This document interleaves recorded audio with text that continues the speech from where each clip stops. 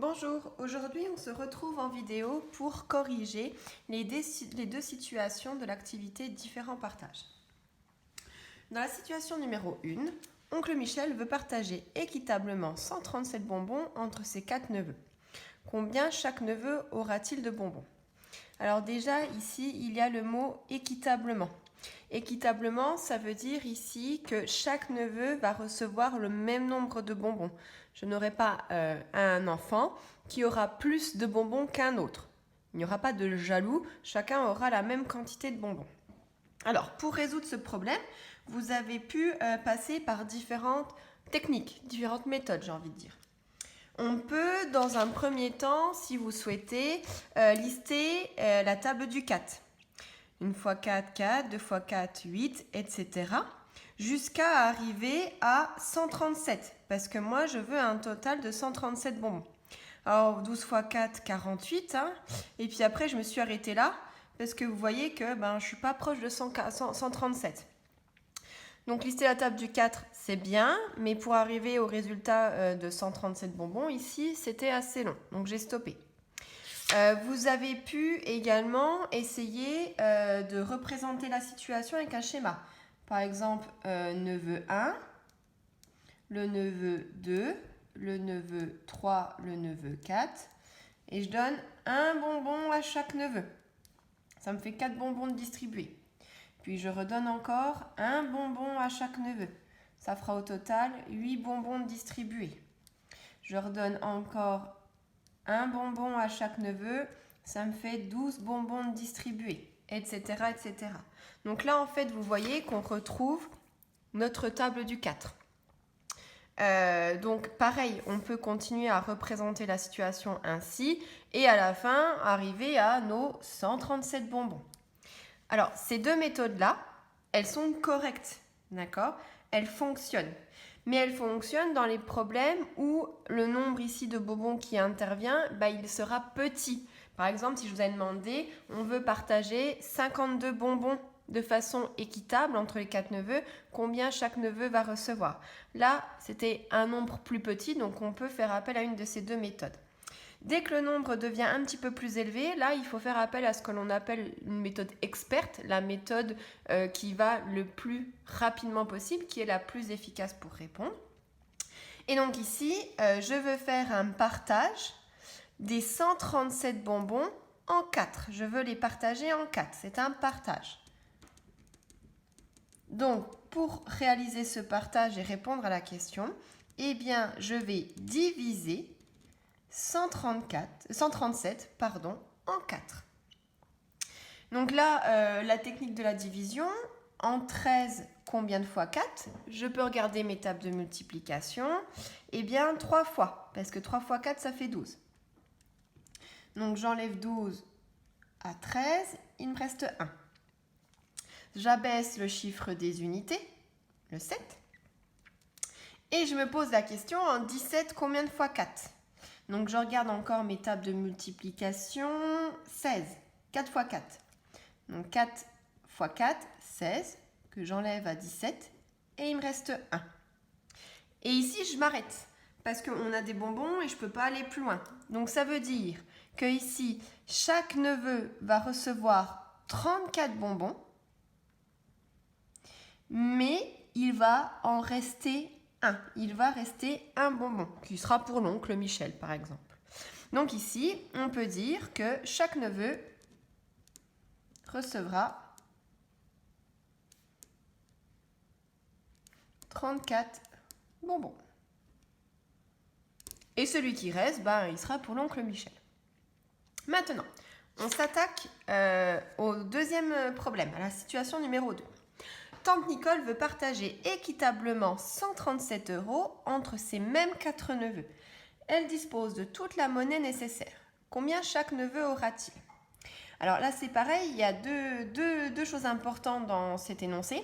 Il y a le mot équitablement, qu'on retrouve, comme dans la situation numéro 1. Encore une fois, ça veut dire que chaque neveu va recevoir la même somme d'argent. Je n'ai pas un enfant qui recevra plus qu'un autre. Et ensuite, on nous dit qu'elle dispose de toute la monnaie nécessaire. C'est-à-dire que ici, elle a toutes les pièces qu'il faut pour pouvoir partager au mieux ces 137 €. Alors c'est pareil, hein, on peut reprendre notre table de multiplication du 4 et puis essayer de voir. Hein. On peut reprendre notre représentation et puis donner 1 €, 1 €, 1 €, 1 €. Ça fait 4 € distribués. 1 €, 1 €, 1 €, 1 €, ça fait 8 € distribués, etc. Mais là, c'est pareil, c'est très long et fastidieux, ça va vous prendre du temps. Pourquoi? Parce que j'ai décidé de travailler avec 137 €, d'accord? On se souvient? Ce nombre, il est grand, on va dire. Et donc, si j'avais travaillé avec un nombre qui était plus petit, du genre Tante Nicole a 30 € à partager, Tante Nicole a 36 €, et bien là, ce sont des petits nombres. Donc, vous pouvez utiliser la méthode je représente la situation ou j'utilise la table du 4 ici parce qu'on a 4 neveux. Là, avec 137 €, ça devient long. Donc, on doit faire appel à la méthode experte. Donc, c'est toujours pareil. On a toujours un partage équitable, d'accord? Et donc, je vais diviser les 137 € en 4 parts égales, entre les 4 neveux.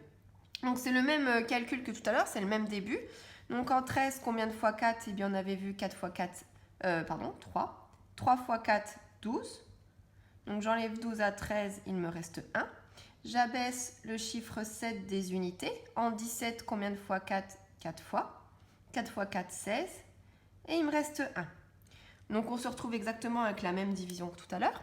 Donc là, ça voudrait dire que chaque enfant va recevoir 34 €. Et ici, il reste 1 € à Tante Nicole.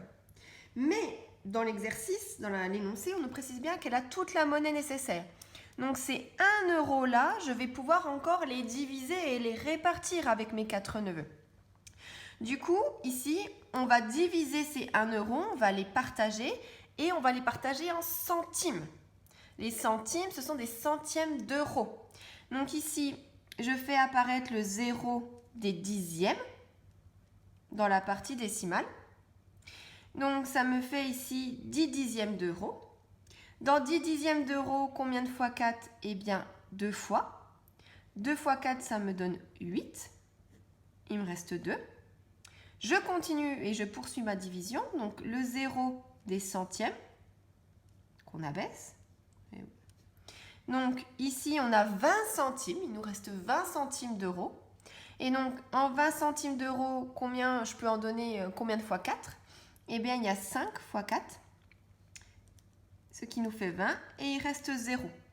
Donc ici, on a réussi à répartir les 137 € entre les 4 neveux. Et donc chaque neveu va recevoir 34,25 €. Donc 34 € et 25 centimes d'euros.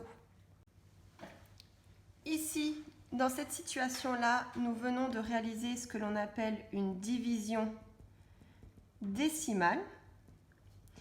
Pourquoi décimale? Parce que ici, on travaille avec des nombres décimaux qui ne sont pas obligatoirement entiers. Ici, le nombre là est un nombre décimal non entier. Alors que ici, dans la situation numéro 1, on a travaillé avec ce qu'on appelle une division euclidienne. Alors, on l'appelle euclidienne parce que dans cette division, on ne travaille qu'avec des nombres entiers. D'accord? Alors, l'objectif de notre séquence qui va arriver, c'est donc de maîtriser la division euclidienne et la division décimale et de bien arriver à faire la différence dans les problèmes entre je dois poser une division euclidienne ou bien je dois poser une division décimale. Je rappelle, une division euclidienne, on ne travaille qu'avec des nombres entiers. On ne travaille pas avec des nombres décimaux non entiers. C'est-à-dire que ici, vous voyez que j'ai un partage de bonbons. Mes bonbons, soit j'en ai un, soit j'en ai pas. Je ne peux pas donner une partie de bonbons. Je ne peux pas donner une fraction de bonbons.